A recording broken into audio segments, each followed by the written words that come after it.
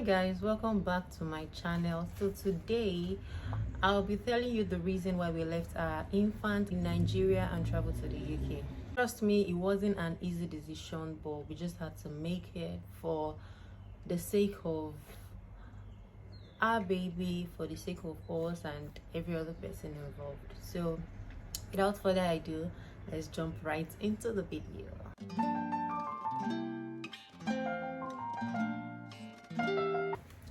So it all started like this. To me, occurred to me like, okay, I would like to do my master's. I told my family about it. I told my husband I would like to do my master's. So we started the process of doing my master's abroad. Since I already have my first degree in Nigeria, okay, why not study master's abroad in the UK to be precise? So at the same time, we got pregnant. We started the process and we faced some major delay, which is getting my transcript from my school and some other delay like the payment of the school fees and everything. So during that process, we're processing it, praying to God for everything, because number one person you have to involve in this process is God. It is not easy, I'm not gonna lie, it is not easy at all. So you have to put God first. So I got to my 9th month of pregnancy and I couldn't fly anymore, coupled with the fact that we haven't gotten our visa yet. So I had to put to bed. I was already 40 weeks pregnant and I had to put to bed. My OB-GYN advised us to go for an elective CS. So I did the CS, I put to bed, and the same day I put to bed was the same day we got our visa. So fortunately, I might just have given birth in the UK. So we got our visa that day, which was quite late because my school had already started sections since like beginning of June, and this was ending of June 27. I was already missing classes, I haven't enrolled and everything, and I just put to bed as well. So we got our visa that day. It was a mixed feelings. We were happy and at the same time we're having mixed feelings and everything. So we tried to contact the school that maybe I could start online pending the time that I was gonna process the visa application for my baby, so all of us could come together. But they told us that I couldn't start any classes online. I had to come and enroll first. My husband got our passport and our visa back. That was where he told me that we're somehow possibly going to leave our baby. So I didn't agree at first. I was like, no, I can't leave my baby, this newborn baby. I just gave birth to him, my body's still sore and everything. I can't leave my baby, I can't do this, I can't do that. But with so much encouragement from my husband, from my family, and it's all for the best, it's all for the better, you know, to have a better life, to have a better career, to give my baby the best education, healthcare system, and every other good thing. We had to make the decision to leave our baby in Nigeria. So 2 days later, I was still in the hospital. I couldn't walk, I couldn't eat, I was not allowed to eat, I wasn't allowed to drink water. I was just there lying on the bed helplessly. My husband had to book for flight. It was freaking expensive. We spent millions of naira for flight, so we had to book flight for July 3rd to come to the UK, which July 4th, the next day, was the last day of enrollment for my set.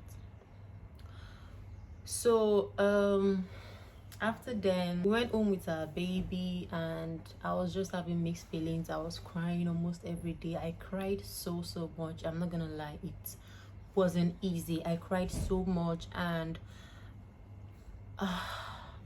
my family kept consoling me, giving me the better side, allowing me to see the better side of it and everything. So we had to, I just had to give what I was supposed to give. So our flight was very early in the morning, so we had to leave for the hotel. We booked an hotel close to the airport. We went to lodge. I kept crying. I wasn't able to have my bath because in the hospital I used, they told me not to have my bath yet because of my stage. So I was just cleaning my body with water and towel.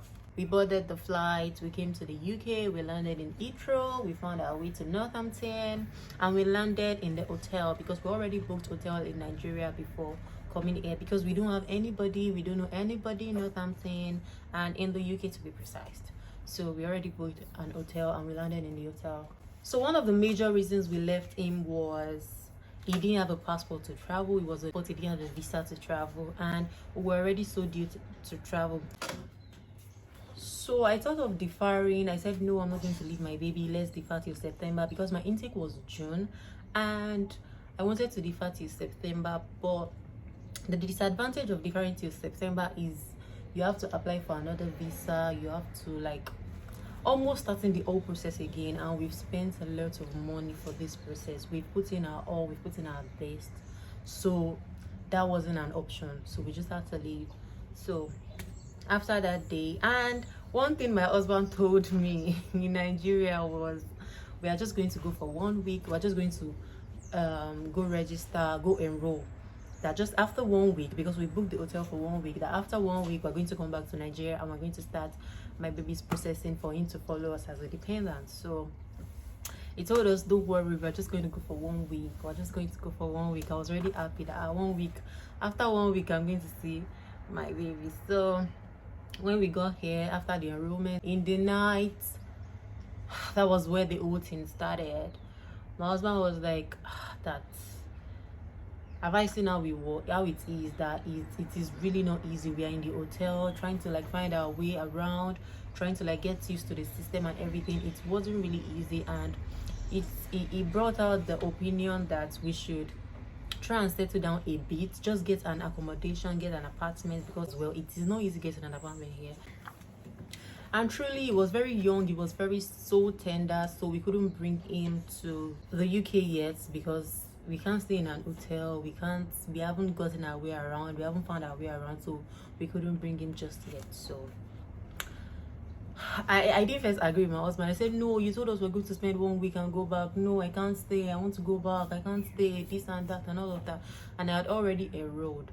So truly I couldn't just go like that, because if I want to travel after I have enrolled, I have to take an absence from the school. I have to take a permission that I am going to travel if we are in session. I can travel if we're on holiday, I can travel anywhere and anyhow I like if we're on holiday. But if we're in session, I have to take permission, I have to take an excuse that I'm leaving the country. But I didn't know at that time, so I was just like, no, I'm not staying. You said 1 week, I'm not gonna stay, I'm not staying here, I want my baby. And all those stuff, I kept on crying and crying. My breast was so engorged. I kept pumping my breast milk out and I was throwing it away. So yeah, that was how it all happened. That is why we left our baby in the UK. And some other reasons because over here you can't treat kids anyhow. You can't treat kids anyhow, because it is very, very risky. They don't treat kids anyhow here. So somebody has to be at home with the kids. Somebody has to be at home with any amount of kids you have. If I'm not at home, my husband has to be at home with my baby. If I'm not around, or if we're not even at home with him, we have to take him anywhere we are going. You can't just leave kids anyhow. You can't just treat kids anyhow. Yeah, so that's it. That's why we left our baby in Nigeria to travel to the UK first before we go get him.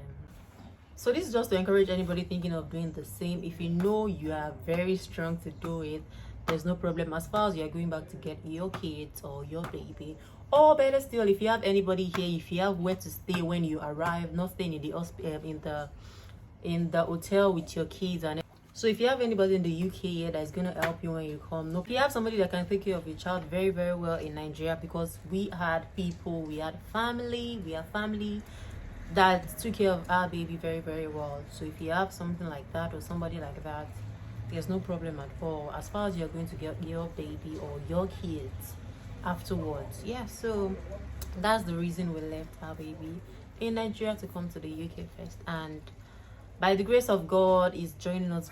Yeah, so that's the reason. If you have any question concerning this, you have any question concerning the Japa movement, studying in the UK, tier 4 route and everything, feel free to ask me in the comments or ask me on my Instagram page. I'm sure going to reply everybody. Yeah, so that will be the end of this video, and I'm going to see you in the next one. Thank you very much. Bye.